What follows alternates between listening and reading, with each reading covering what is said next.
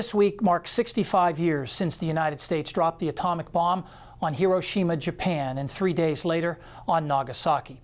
As with most military actions, weather played a pivotal role and also likely saved the life of a man who would go on to become arguably the most famous meteorologist of all.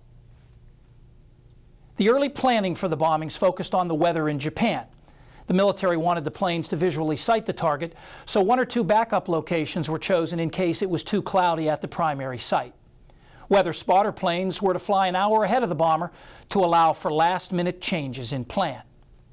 The attacks were launched from tiny Tinian Island in the tropical Pacific, about 6 hours flight time to southern Japan.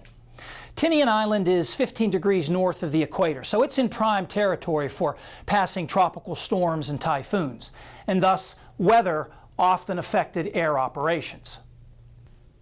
In fact, the bomb was ready on August 1st, 1945, but the weather delayed the mission to the 6th.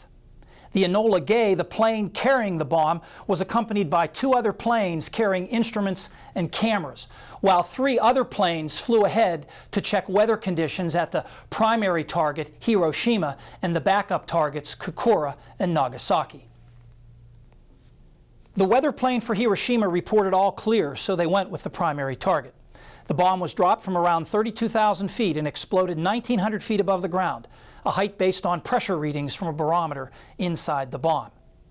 The second atomic bomb was originally scheduled for August 11th, but was moved up 2 days to avoid a stretch of expected poor weather. On the morning of August 9th, the B-29 plane named Boxcar carried the bomb to Kokura, with Nagasaki as backup. Both advanced weather planes reported good visibility, but when Boxcar reached Kokura, skies were cloudy. After 3 runs over the city, they gave up and headed to Nagasaki, where there were enough breaks in the clouds to see the target. The bomb missed the intended site by 2 miles, mainly because of poor weather. In a twist of fate, the man who went on to become perhaps the most well-known meteorologist on the planet, Theodore Fujita, he of the Fujita tornado scale, escaped near certain death during the bombings. Fujita wanted to attend Hiroshima College and would have likely been there when the first bomb was dropped. But his father insisted he attend a different school, and Fujita honored that wish. As it turned out, he graduated early and was in Kokura the day the second bomb was dropped, and almost certainly would have died had cloudy skies not diverted that plane to Nagasaki. After the war, Fujita studied the damage caused by the downward force of the atomic bombs.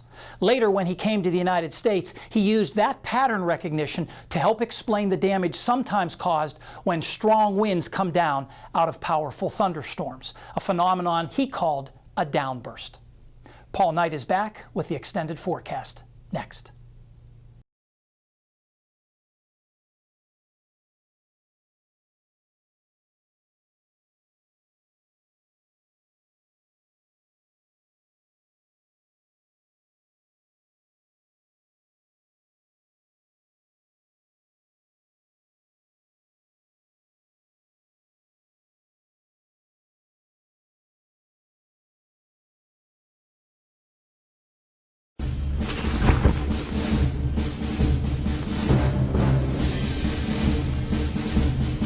Three days after the